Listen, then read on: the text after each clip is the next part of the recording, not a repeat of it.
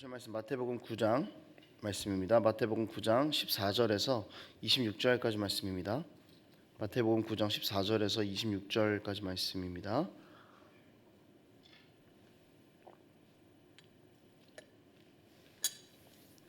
마태복음 9장 14절에서 26절까지 말씀 저희 교독하도록 하겠습니다. 그때 요한의 제자들이 예수께 나와 이르되 우리와 바리새인들은 금식하는데 어찌하여 당신의 제자들은 금식하지 아니하나이까?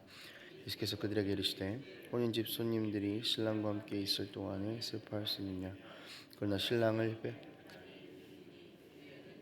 것이니라. 생배조각을 낡은 옷에 붙이는 자가 없나니 이는 기운 것이 그 옷을 당기어 헤어짐이 더하게 되며 새 포도주를 낡은 가죽 부대에 넣지 아니하나니 그렇게 하면 부대가 터져 포도주도 쏟아지고 부대도 버리게 됨이라. 새 포도주는 새 부대에 넣으라. 예수께서 이 말씀을 하실 때에 한 관리가 와서 절하며 이르되 내 딸이 방금 죽었사오나 오셔서 그 몸에 손을 얹어 주소서 그러면 살아나겠나이다 하니 예수께서 일어나 따라가시매 제들도 12해 동안이나 혈루증을 앓는 여자가 예수의 뒤로 와서 그 겉옷가를 만지니 이는 제 마음에 그 겉옷만 만져도 구원을 받겠다 함이라. 예수께서 돌이켜 그를 보시며 이르시되 딸아 안심하라 내 믿음이 너를 구원하였다 하시니 여자가 그 즉시 구원을 받으니라. 예수께서 그 관리의 집에 가사 피리 부는 자들과 떠드는 무리를 보시고 이르시되 물러가라 이 소녀가 죽은 것이 아니라 잔다 하시니 그들이 비웃더라. 무리를 내보낸 후에 예수께서 들어가사 소녀의 손을 잡으시니 함께 했습니다. 그 소문이 그 온 땅에 퍼지더라. 아멘.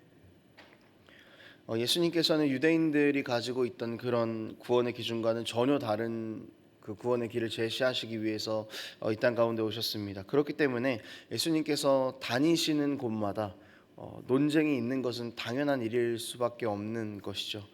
새로운 삶의 기준은 예수 그리스도입니다. 기존의 유대인들이 가지고 있던 기준은 율법의 순종이었죠. 하지만 예수님께서는 사역하시는 기간 동안 그 기준이 아니라는 것을 계속해서 이야기를 하셨습니다.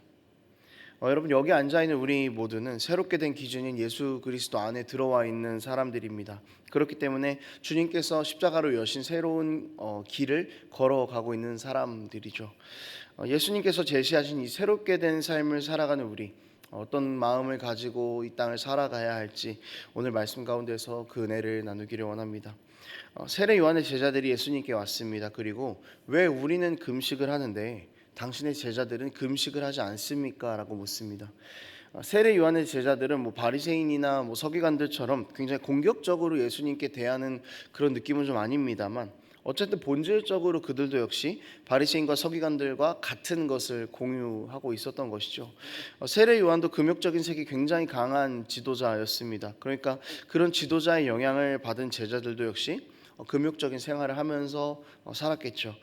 금욕적으로 사는 것이 자신들이 생각하는 그 구원에 가장 가까운 방법에 이른다라는 그런 것을 생각했던 것 같습니다. 세례 요한의 제자들도 행위 자체에 목을 메고 있었습니다. 그러니까 무언가를 해야만 한다라는 그들만의 그 구원의 진리 안에 갇혀 있었던 것이죠. 이렇게 사람을 갇히게 만드는 자기만의 진리가 있다면 여러분 우리는 보지 못하게 되는 것이 있습니다. 어떤 것을 보지 못하냐면은 내가 부족한 죄인이다라는 그 사실을 보지 못한다라는 것이죠. 무언가를 해냄으로써 오는 행위, 이것은 내가 이루었다라는 것에 초점을 맞추게 하지 내가 부족하다는 것에 초점을 맞추지는 못하게 합니다. 물론 부족함을 볼 수도 있겠습니다만 그 부족함을 보는 과정조차도 결국엔 내가 이뤄내야 하기 때문에 내 부족함을 개선해야 되라는 관점으로 보게 만드는 거죠. 이 사이클 안에 갇혀서 어떻게 하면 내가 해낼 수 있을까? 어떻게 하면 내가 이뤄낼 수 있을까? 어떻게 하면 내 행위를 통해 구원받을 수 있을까를 반복하고 또 넘어지고 반복하고 넘어지면서 만족할 수 있는 결론을 평생에 내지 못하게 되는 것이죠.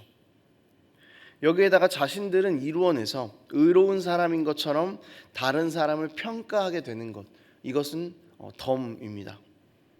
자신들에게 진정한 구원이 없음에도 불구하고 우리는 그 기준을 충족시켰으니 그렇지 못한 다른 사람들에 대해서 비판하고 비난하는 그 선을 만들어 버리는 것은 이렇게 따라오는 그런 것들이죠. 예수님께서는 이런 것들을 깨러 오신 것입니다.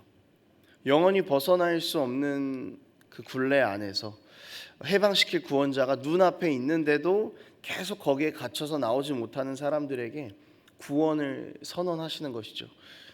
이제 너희들이 이루지 못해서 절망하고 좌절하던 그 장례식과 같던 그 삶을 청산하고 십자가를 기준으로 영원한 기쁨을 얻게 되는 혼인잔치로 나아오라라는 그런 이야기인 것입니다.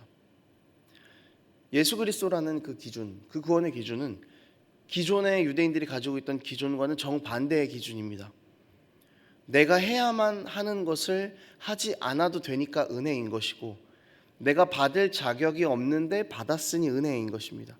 그러니까 혼인집에 있는 사람들처럼 기뻐할 수밖에 없는 것입니다.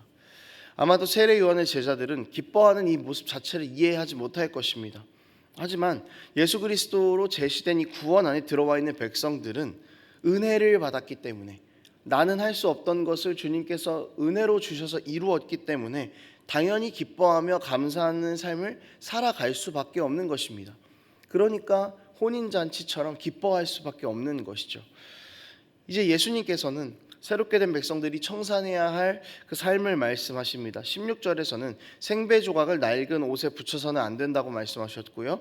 17절에서는 새 포도주를 낡은 가죽 부대에 넣어서는 안 된다라고 그렇게 말씀하셨습니다. 생배와 낡은 옷이 대조가 되고요, 새 포도주와 낡은 가죽 부대가 또 이렇게 대조가 됩니다. 두 종류가 섞였을 때 여러분 문제가 생기는 것은 새 것에 문제가 생깁니다. 옛 것과 새 것은 섞일 수 없다는 것입니다. 이것이 주님께서 우리에게 말씀하시려는 그 삶의 방식입니다. 구원받은 백성이 되었으니 이제는 옛 모습을 다 벗어버리라는 것입니다. 옛 모습과 새 모습을 이제는 더 이상 섞지 말라라는 그런 말씀이신 겁니다.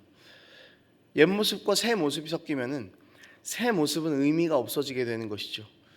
예수님이 제시하신 기준은 우리의 죄악된 그 옛 모습을 주님과 영원한 생명 안에 거하는 새 모습으로 바꾸어 주신 것입니다.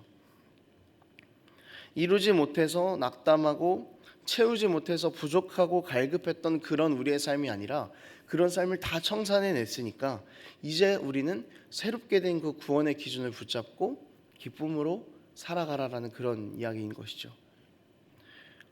십자가의 은혜로 우리의 그 모든 슬픔을 다 메꾸어 버리셨습니다. 그리고 그 안에서 영원한 만족을 누리도록 우리를 주님께서 부르신 것이죠. 여러분, 이 기쁨이 크고 영원한 것이기 때문에 우리는 슬퍼할 것이 아니라 혼인잔치처럼 기뻐할 수밖에 없는 것입니다. 여러분, 우리는 이 기쁨을 가지고 주님을 붙잡아야 할 것입니다. 늘 간절한 마음을 가지고 예수님께서 이 주신 기쁨과 은혜를 늘 붙잡는 그런 삶을 살아야 되는 것이죠. 이 간절하게 예수님을 붙잡았던 사람들의 모습이 오늘 읽었던 그 본문 뒷부분에도 나옵니다. 한 관리가 나오고요, 또 한 여인이 나옵니다.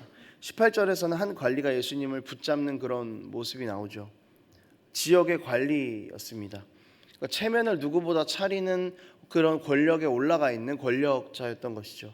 차분하게 걷는 사람이었고 어떤 권력과 힘을 가지고 교양 있게 말하는 사람이었을 것입니다. 조선 시대로 치면 뭐 양반 같은 그런 느낌인 거죠.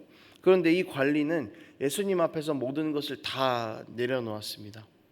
예수님이 아니면 자기 딸을 살릴 사람이 없다라는 것을 알았기 때문에 그 수많은 군중들 사이로 자기의 체면을 다 내려놓고 주님께로 그냥 나아간 것이죠.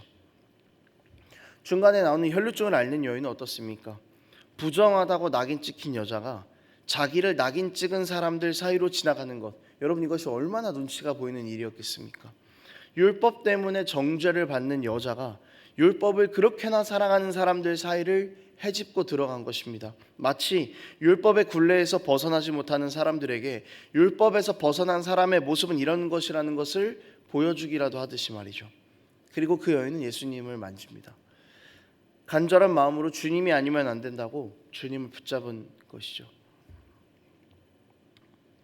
해결할 수 없는 그 죽음의 문제, 해결할 수 없는 질병과 고난의 문제, 자신의 옛 모습을 다 버리고 주님 앞에 나아오니 해결이 된 것이죠. 여러분, 바로 이 모습이 새 모습을 입고 살아가는 우리의 삶이 되어야 한다는 것입니다. 내가 사랑했던 것들 다 버리고 주님만을 붙잡는 것, 죄인된 내 모습을 사랑하지 않고 그 사랑을 주님께로 옮겨가는 것이 구원받은 우리의 삶의 모습이 되어야 한다라는 것입니다. 이전 것은 지났으니 보라 새 것이 되었도다. 그렇게 말한 바울의 선언처럼 우리도 이런 삶을 살아낼 수 있어야 한다는 것입니다. 십자가로 인해서 새 생명을 얻은 우리, 옛 자아들, 옛 생활들, 옛 기준들 다시 새로운 부대 안에 집어넣지 말고 매일매일 예수께서 주신 그 새로운 은혜로 새롭게 되고 또 새롭게 되는 새 부대인 우리의 삶, 새 옷인 우리의 삶이 되기를 원합니다. 이 세상 어떤 것보다 우리를 새롭게 부르신 그 주님의 사랑만 붙잡으면서 그렇게 주님 아니면 안 됩니다. 주님보다 귀한 것은 없습니다. 내 삶에 주님밖에는 없습니다. 옛 기준이 아니라 십자가밖에 나의 삶에 필요한 것이 없습니다라고 고백하며 그렇게 오늘도 우리에게 주어진 삶을 살아내는 우리 삶이 되기를 원합니다. 말씀을 정리하겠습니다. 여러분, 주님께서 십자가로 새로운 살 길을 여셨습니다. 그리고 우리는 그 길에 모두 초대를 받은 사람들이고 또 그 길을 주님과 함께 걷고 있는 사람들입니다. 이 길에만 생명이 있고 이 길에만 완전함이 있습니다. 우리에게 반복되는 삶의 문제들과 또 어떻게 해도 만족되지 않는 그런 삶들, 또 이 땅에서 우리의 삶을 다 마친 이후의 문제까지 모두 주님께서 우리를 부르신 십자가의 길 위에서 다 해결이 될 것입니다. 이제 이 길에 우리가 발을 들여놓았으니 발을 빼지 말고 묵묵하게 이 길을 걸어갈 수 있었으면 좋겠습니다. 예전에 내가 가장 사랑했던 것들 다 내려놓고 주님께 달려갔던 그 관리의 마음, 율법으로 상처받고 옛 기준 때문에 상처받고 옛 기준 때문에 멸시받았던 그 여인이 모든 것들을 다 내려놓고 주님께 달려갔던 것처럼 그 마음을 가지고 우리가 삶에서 주님을 붙잡으며 살아가는 은혜가 있기를 원합니다. 이 마음이 오늘 새 생명을 얻고 주님 안에서 살아가고 있는 우리가 붙잡아야 할 마음일 것입니다. 이 마음을 가지고 우리에게 주어진 그 평생의 삶을 살아가는 그런 우리 삶이 되기를 원합니다. 기도하겠습니다.